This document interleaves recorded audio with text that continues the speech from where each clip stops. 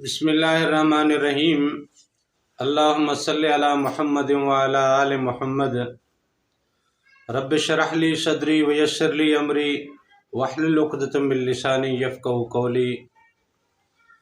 السلام علیکم دوستو، میں ہوں ایک عام سا مسلمان فقیر معصوم وارثی۔ دوستو، ہمارے ہاں مسالک میں ایک عجیب سی جنگ ہے، جبکہ حقیقت میں شریعت تو اللہ تعالیٰ کی نعمتوں میں سے ایک بڑی انمول سی نعمت ہے۔ یہ نعمت ایک ایسی نعمت ہے کہ جس نے زندگی کو سہل کر دیا، لیکن ہمارے ہاں شریعت میں مسالک ترتیب پائے اور پھر مسالک کی بنیاد پہ شریعت میں اتنی پیچیدگیاں پیدا کر دی گئیں کہ زندگی جینا محال ہو گیا۔ لہذا آج ہم جب اپنے پس گردائی میں دیکھتے ہیں تو لوگ شیعہ، سنی، دیوبندی، بریلوی اور نہ جانے کیسے کیسے عجیب سے معاملات میں اور الجھنوں میں الجھے ہوئے ہیں، اور ایک دوسرے کو پسند کرنا اور ان کو قبول کرنا ان کے لیے ممکن نہیں رہا۔ کوئی کسی کو کافر کہہ رہا ہے، کوئی کسی کو کیا کہہ رہا ہے، کوئی کسی کو کیا کہہ رہا ہے۔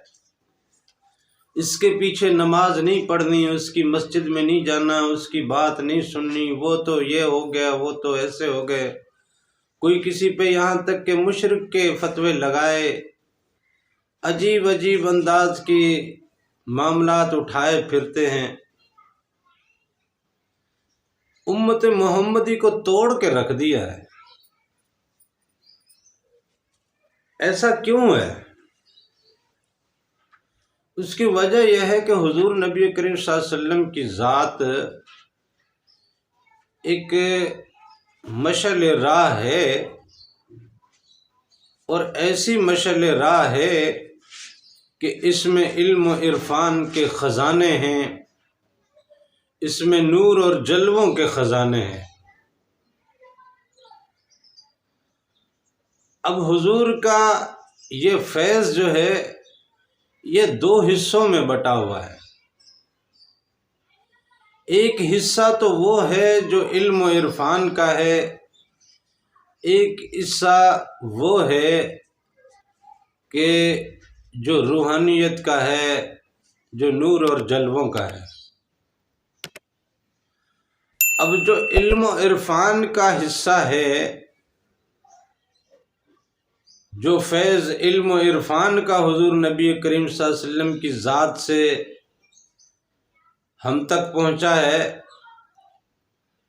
حقیقت میں اس فیض نے ہمارے لیے زندگی آسان کر دی ہے، لیکن ہم لوگوں نے اس زندگی کو مشکل سے مشکل ترین بنا دیا ہے۔ یہاں تک کہ دین پہ چلنا اب معاملہ اتنا دشوار ہو گیا ہے کہ لوگ دین سے دور ہو گئے۔ آپ دیکھ لیں، مسجدیں ویران ہوتی جا رہی ہیں۔ مسئلہ صرف کیا ہے؟ جھگڑا، اس کی مسجد میں نہیں جانا، اس کی مسجد میں نہیں جانا، اس کے پیچھے نہیں لگنا، اس کے پیچھے نہیں لگنا، اس کی بات نہیں سننا، وہ بات سے ہٹ گیا، وہ ایمان سے ہٹ گیا، وہ کفر کی حدوں میں چلا گیا، وہ شرک کی حدوں میں چلا گیا۔ یہ عجیب سے معاملات کس نے پھیلائے ہیں؟ کہاں سے پھیلے؟ اس کی باریک سی ایک وجہ میں آپ کو بتا دیتا ہوں۔ علم جو حضور نبی کریم صلی اللہ علیہ وسلم کی ذات میں تھا، اس علم کا توڑ کسی کے پاس نہیں، لیکن حضور نبی کریم صلی اللہ علیہ وسلم کی ذات سے آگے جو علم چلا، وہ علم اس لیول کا یا اس نوعیت کا نہیں چلا۔ جو صحابہ کرام کی ذات تک علم پہنچا، وہ تابعین تک نہیں پہنچا، اور جو تابعین تک پہنچا وہ تبع تابعین تک پہنچتے پہنچتے تھوڑا کم ہو گیا۔ اس طرح آتے آتے آتے آتے ہمارے اور آپ کے بیچ میں جو حضور نبی کریم صلی اللہ علیہ وسلم کا علمی فیض ہے وہ کافی حد تک اس روحانیت اور اس نورانیت سے کچھ کم رہ گیا، بلکہ کافی حد تک کم رہ گیا۔ علم کے معاملے میں ابلیس علم میں بہت آگے ہے، اس نے بہت سارے پیغمبروں کو بہکانے کی کوشش کی، حضرت آدم علیہ السلام کو بہکا دیا اس نے۔ علم کے معاملے میں شیطان سے بڑا عالم کوئی نہیں ہے۔ علم اس کے پاس ایسا ہے کہ وہ علم کی ایسی ایسی دلیلیں آپ کے سامنے رکھ دے گا کہ آپ کو مبہوت کر کے رکھ دے گا، آپ کو لاجواب کر دے گا۔ لہذا جس نے علمی فیض پکڑا اسے شیطان نے ورگلانا آسان سمجھا، کیونکہ علمی فیض کے حوالے سے شیطان جو اپنا علم رکھتا تھا، شیطان نے جب تیرے علم سے اپنا علم ٹکرایا تو تجھ میں علم کم تھا، اس میں علم زیادہ تھا، اس کا علم تجھ پہ حاوی آ گیا، لہذا تیرا علم تیرے کام نہیں آیا۔ اس علم میں اتنے سوالات اٹھا دیے۔ علم سوالات کی بنیاد پہ چلتا ہے، اور سوالات کی بنیاد پہ جو علم چلتا ہے اس کے جوابات کی بڑی خاص ضرورت ہوتی ہے، اور اگر اس کے جوابات نہ ملیں تو علم انسان کو بھٹکا دیتا ہے۔ پھر سوال اٹھتے ہیں کہ یہ ایسا کیوں ہوا، وہ ایسا کیوں ہوا، اس کا پھر کیا مطلب ہوا، اس کا پھر کیا مطلب۔ اگر کوئی مطلب نہیں معلوم تو پھر کسی ایسے کے پاس آؤ نا جسے اس چیز کا علم ہے یا اس چیز کا مطلب معلوم ہے، لیکن اس مطلب کو نہ پانے کے بعد آپ ہار کے بیٹھ جاؤ اور اس کے پیچھے کوئی ایسا فلسفہ نکال کے بیٹھو جس کا دین سے کوئی تعلق نہ ہو، تو یہ بیسیکلی آپ کا اپنا خسارہ ہے۔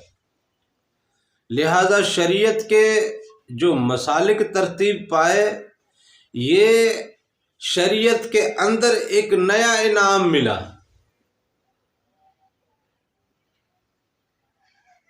کیونکہ شریعت کو اگر جمع کر دیا جائے تو کسی ایک بندے کے لیے وہ تمام معاملات اپنی زندگی میں لانا بہت دشوار ہو جائے گا۔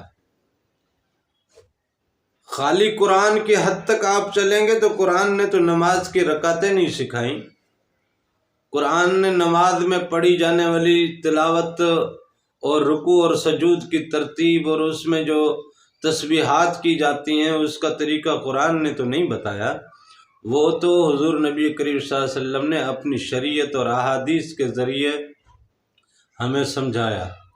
اب کہیں حضور پاک صلی اللہ علیہ وسلم نے ہاتھ اٹھا دیے، کہیں ہاتھ نہیں اٹھائے، کہیں ہاتھ اوپر باندھ دیے، کہیں ہاتھ نیچے باندھ دیے، کبھی ہاتھ کھولنے کا کہہ دیا، کبھی ہاتھ باندھنے کا کہہ دیا۔ تو حضور نبی کریم صلی اللہ علیہ وسلم کا معاملہ تو ایک عجیب معاملہ ہے، اس راز کو ہم سمجھ نہیں سکتے۔ ہم نے انہی چیزوں میں اختلافات کی بنیادیں ڈال کے ہم نے شریعت سے لوگوں کو دور کر دیا، بہت بڑے انعام سے ہم نے لوگوں کو دور کر دیا۔ حقیقت میں یہ بہت بڑے خسارے کا کام ہم نے کر دیا کہ ہم نے اللہ کے بندوں کو اللہ سے دور کر دیا، اللہ کے بندوں کو اللہ سے دور کر دیا، اس کے حبیب سے دور کر دیا، اس کے دین سے دور کر دیا، اس کے سجدے سے دور کر دیا۔ حقیقت تو یہ ہے اس کے سجدے سے دور کر دیا۔ لہذا علم سے علم ٹکرایا تو کوئی علم طاقت میں بڑھ کر تھا تو اس نے کمزور علم کو شکست دے دی۔ شیطان سے بڑھ کر کوئی عالم نہیں ہے، اس لیے شیطان نے ہمارے اس ناقص علم کو شکست دے کے ہمیں ٹکڑوں میں بانٹ دیا، نفرتوں میں ڈال دیا، جبکہ حقیقت میں شریعت تو بہت بڑا انعام ہے، اور اس انعام کے اوپر جو انعام اللہ تعالیٰ نے ہمارے لیے اللہ تعالیٰ تو بڑا مہربان ہے نا، وہ تو ہر صورت ہمارے لیے آسانیاں پیدا کرتا ہے۔ اب کسی نے رفع یدین کو اپنا لیا ہے تو جو رفع یدین نہیں کرتے وہ اس سے اختلاف کس بات کا کرتے ہیں؟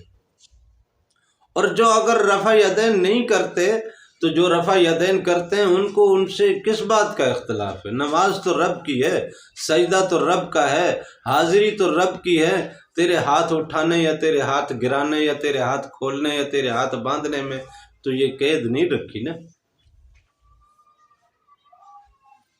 لہذا ان چھوٹی چھوٹی چیزوں میں ایسا بانٹ دیا، نفرتیں ہی نفرتیں پھیل گئیں۔ لہذا شریعت کے مسالک میں جو انعامات تھے وہ ہم نے گنوا دیے، لیکن طریقت میں ایسا نہیں ہے، کیونکہ طریقت میں جو اللہ تعالیٰ کے نبی سے ہمیں فیض ملا ہے وہ ہے نور کا فیض۔ حضرت بلال حبشی کا حال دیکھیں، کہیں سے علم تو حاصل نہیں کیا نا، کہیں سے فاضل، کہیں سے عالم، یا کہیں سے کوئی دورہ تو کر کے نہیں نکلے نا، یا کہیں سے دستار لے کے تو نہیں نکلے نا، لیکن عشق کا عالم کیا تھا؟ ہر طرح کا درد، ہر طرح کی تکلیف، ہر طرح کی مصیبت سہنے کے باوجود اسے کوئی غم نہیں تھا، اس کی زبان پہ احد احد کے نعرے تھے۔ خباب بن ارت کی کیا پوزیشن ہے؟ گرم سریے سے اس کے جسم میں سوراخ کر دیے جاتے اور وہ پھر بھی اپنی مستی میں مست ہے۔ اویس قرنی کا حال یہ ہے کہ حضور نبی کریم صلی اللہ علیہ وسلم اپنا کرتا مبارک اس کے لیے سلام میں بھیجتے ہیں اور حضرت عمر فاروق سے کہتے ہیں اور مولا علی سے فرماتے ہیں کہ اس کے پاس جانا، میرا سلام کہنا اور اسے کہنا کہ میری امت کے لیے دعا کرے، اور سلام میں تحفے میں میرا یہ کرتا اسے تحفے میں دینا۔ جبکہ حضرت اویس قرنی تو حضور پاک صلی اللہ علیہ وسلم کی محفل میں بھی نہیں آئے، انہوں نے تو حضور پاک صلی اللہ علیہ وسلم کو دیکھا بھی نہیں ساری زندگی، لیکن انہیں صحابی کا رتبہ بھی ملا۔ تو یہ صحابی کا رتبہ تو حضور کو دیکھے بغیر ملتا نہیں ہے، اویس قرنی کو کیسے مل گیا؟ اس کا مطلب صاف ظاہر ہے کہ حضور پاک صلی اللہ علیہ وسلم کی روح مبارک کا دیدار کر لیا اویس قرنی کی روح نے، تو حضور نبی کریم صلی اللہ علیہ وسلم کا دیدار کرنا ہی تو صحابی کا رتبہ دیتا ہے۔ جب روح نے روح کا دیدار کر لیا تو صحابی کا رتبہ کیسے نہیں ملے گا؟ جسم نے جسم کا دیدار کر دیا، اسے صحابی کا رتبہ مل گیا، تو روح نے جب روح کا دیدار کیا تو اسے رتبہ کیوں نہیں ملا؟ کیسے نہ ملے اسے رتبہ؟ اور ایسا افضل رتبہ کہ عمر فاروق جیسا صحابی، مولا علی جیسا صحابی اور اعلیٰ مرتبت ولایت کا امام درخواست لے کے جاتا ہے، حضور پاک کے سلام لے کے جاتا ہے، اور تحفے میں حضور نبی کریم صلی اللہ علیہ وسلم کا کرتا مبارک پیش ہوتا ہے اور پھر دعا کی درخواست ہوتی ہے۔ اویس قرنی کا حال تو دیکھیں، ان سے 2 لمحے مل کے کہتا ہے مجھے اجازت دے، انشاءاللہ عنقریب آگے چل کے ملاقات ہوگی، آگے جانے کی تیاری کرنے دو، آگے جانے کی تیاری کرنے دو۔ یہ حال ہے، اور ہمارا حال کیا ہے؟ جو شریعت پہ کاربند ہیں وہ طریقت کو غلط کہتے ہیں، جو طریقت پہ کاربند ہیں وہ شریعت کو غلط کہتے ہیں، اور شریعت میں مسالک ہیں وہ سب ایک دوسرے کو غلط کہتے ہیں۔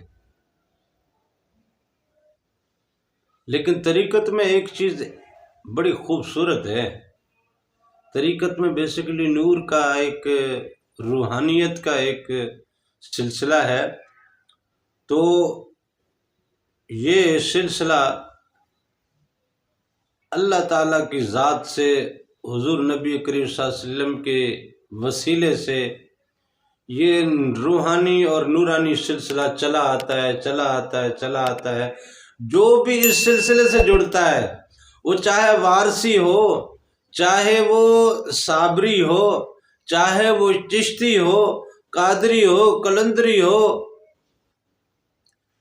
کسی بھی سلسلے سے وابستہ ہو، لیکن جب دوسرے سلسلے والے سے ملے گا تو ان سلاسل میں کوئی فرق نظر نہیں آئے گا، سب میں روحانیت ہوگی۔ جب بھی آپس میں بیٹھ کے بات کریں گے تو اپنے سلسلے کے فیوز و برکات اور اللہ تعالیٰ کے انعامات کی بات کریں گے۔ کبھی بھی آپ دیکھ لیں کسی چشتی اور صابری کو ایک دوسرے کے ساتھ، کسی وارسی اور صابری یا چشتی یا قلندری یا قادری، کسی کو بھی آپ نے ایک دوسرے کے ساتھ ملے بیٹھے دیکھیں تو ان کی گفتگو کا موضوع کیا ہوتا ہے؟ دنیا نہیں ہوتی ہے، ان کی گفتگو کا موضوع یہی ہوتا ہے کہ اللہ کے انعام کیسے ہوئے، اللہ کی کیا کیا عنایات ہوئی، اس کی عطا کا کیا عالم ہے۔ وہ تو اللہ اور بندے کی محبت کے حوالے سے گفتگو کر رہے ہوتے ہیں، ان میں کوئی نفرت نہیں آتی۔ اس کی وجہ یہ ہے کہ ان کے اندر روحانیت کا وہ نور بیٹھا ہوا ہے، اور نور کی نور سے عداوت نہیں ہوتی۔ آگ تو آگ کو جلاتی ہے، لیکن نور تو نور کو جوڑتا ہے۔ آگ آگ کو جلائے گی، آگ تو آگ ہے نا، لیکن نور تو پھر نور ہے۔ نور نور سے ملتا ہے تو ایک دوسرے سے محبتیں بڑھتی ہیں۔ طریقت کے سلاسل میں محبت کا فلسفہ صرف یہی ہے، ان کے اندر کوئی تفاوت، کوئی عداوت، کوئی نفرت، کوئی ایسا معاملہ اس لیے نہیں ہے کہ ان کے اندر ایک نورانی، ایک حبل اللہ ہے، اللہ کی وہ رسی جو روح کی صورت میں ہمارے ہاں اتری، اور اس روح میں جو اللہ کے نور کا ایک سلسلہ جو اترا، وہ جیسے بیدار ہوا تو یہ کنیکشن وہاں رب سے جڑا، اس کا بھی جڑا، اس کا بھی جڑا، اس کا بھی جڑا، اس کا بھی جڑا، جس جس کا کنیکشن اس نور سے جڑتا گیا ان میں محبتیں پیدا ہوتی گئیں، اور وہ سلاسل بھلے الگ الگ ہوں لیکن ان میں محبتیں آج بھی قائم ہیں، کوئی نفرت کا عنصر نہیں ہے۔ اللہ تعالیٰ سے دعا ہے کہ وہ مجھے اور آپ کو اپنے اور اپنے حبیب کے عشق کی دولت نصیب کرے، آمین، جزاک اللہ۔